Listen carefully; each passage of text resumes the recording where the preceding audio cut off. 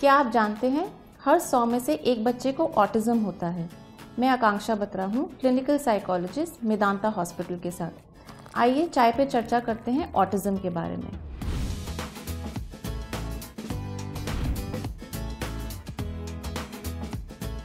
Autism एक brain developmental disorder है जिसमें बच्चों की बातचीत पर असर पड़ता है और उनके बिहेवियर पर असर पड़ता है। वो दूसरे बच्चों से बातचीत करने में असमर्थ रहते हैं और दूसरे लोगों से बातचीत करने में असमर्थ रहते हैं। उनका बिहेवियर रेपिटेटिव होता है, बार बार एक ही चीज़ को दोहराना, वर्ड्स को मीनिंगफुली अरेंज नहीं कर पाते हैं। अगर सिंपल भाषा में समझा जाए तो ऑटिज्म के बच्चे अपने में ही रहना पसंद करते हैं। उनको अपने आसपास के लोगों के बारे में ना जानकारी होती है और ना ही ज़्यादा ज़रूरत होती है। ऑटिज्म स्टार्ट हो जाता है पहले ही कुछ सालों में। कई बार ऐसा भी देखा जाता है कि बच्चे नॉर्मल बच्चों की तरह डेवलप कर रहे होते हैं, बट कुछ महीनों या फिर शुरुआती सालों में ही जो एबिलिटी उन्होंने सीखी है वो एबिलिटी वो भूलना शुरू कर देते हैं। सबसे ज़्यादा असर पड़ता है स्पीच पर, कम्युनिकेशन पर, यानी कि बातचीत करने में और लोगों से संपर्क बनाए रखने में। उन्हें मीनिंगफुल वर्ड यूज़ नहीं करना आएगा, एक कम्युनिकेशन को स्टार्ट नहीं करना आएगा, उस कम्युनिकेशन को बनाए रखने में दिक्कत आएगी। आँख से आँख ना मिलाना, अपना नाम बुलाए जाने पर या पुकारने पर रिस्पॉन्ड नहीं करना, उनकी तरफ देखना नहीं, अपने पेरेंट्स के लिए भी कोई ज़्यादा मोटिवेशन या खुशी नहीं व्यक्त करना। इसके अलावा दूसरे बच्चों के साथ मिलजुल कर ना खेलना, अपने बिहेवियर को इमिटेट ना करना, दूसरों की बिहेवियर को देखकर उसको इमिटेट करने में दिक्कत आती है।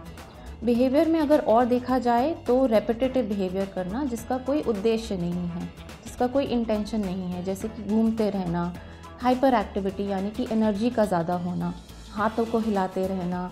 इसके साथ साथ सेल्फ हार्मिंग यानी कि अपने आप को हानि पहुंचाने वाले बिहेवियर भी देखे जाते हैं, जैसे कि अपना सर मार देना दीवार में या अपने आप को काटना। बिहेवियर में रिस्ट्रिक्शन यानी कि एक पर्टिकुलर रिचुअल या फिर एक पर्टिकुलर रूटीन को फॉलो करना। अगर उस रूटीन में कहीं पे भी कोई दिक्कत आती है या कहीं पे भी कोई चेंज आता है तो हम इरिटेशन या फिर अग्रेशन देख सकते हैं बच्चों में।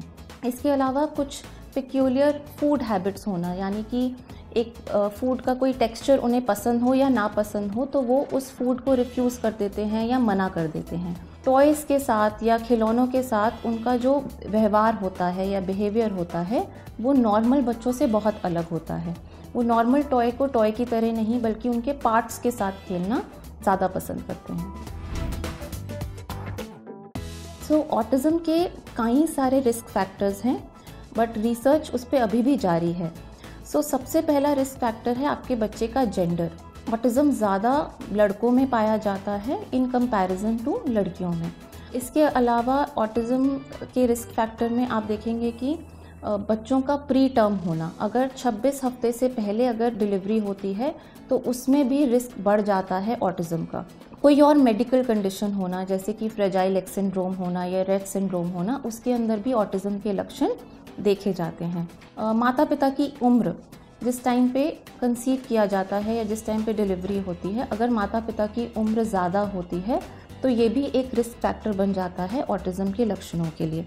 एक और बहुत महत्वपूर्ण रिस्क फैक्टर है कि अगर पहले से ही इन बच्चों का कोई भाई या बहन जिसको ऑटिज़म रह चुका है, यानी कि फैमिली हिस्ट्री में अगर ऑटिज़म रहा है तो ये एक रिस्क फैक्टर है।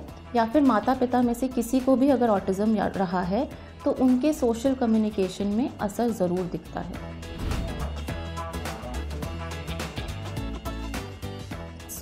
आमतौर पर पहले शुरुआती सालों में ही ये लक्षण घर पे भी आपको दिखने शुरू हो जाते हैं।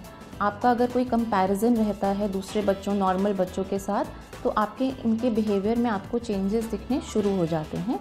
बट प्रोफेशनल हेल्प के थ्रू, प्रोफेशनल असेसमेंट्स के थ्रू कुछ टेस्ट ऐसे हैं जिनके थ्रू हम पता लगा सकते हैं कि ऑटिज़म के लक्षण कितनी सिवियरिटी में हैं और किस लेवल पर हैं। ऑटिज़म के लिए बहुत सारे ट्रीटमेंट ऑप्शंस अवेलेबल हैं। इनमें से कई सारी बिहेवियर थेरेपीज़ हैं जैसे कि अप्लाइड बिहेवियर एनालिसिस, जिसमें हम बच्चों की कैपेसिटी को बढ़ाने की कोशिश करते हैं और ऑटिज़म के सिम्टम्स को रिड्यूस करने की कोशिश करते हैं। दूसरी थेरेपीज़ हैं जैसे फैमिली थेरेपीज़, जिसमें हम पेरेंट्स को साइको एजुकेट करते हैं, जिसमें हम पेरेंट्स को बताते हैं सिम्टम्स के बारे में और लेवल के बारे में। इसके अलावा किस तरीके से बच्चों को घर पे हैंडल करना है, इनका एक स्किल सेट जिसको हम पॉलिश कर सकते हैं या स्किल सेट जिसको हम घर पे ही बढ़ा सकते हैं।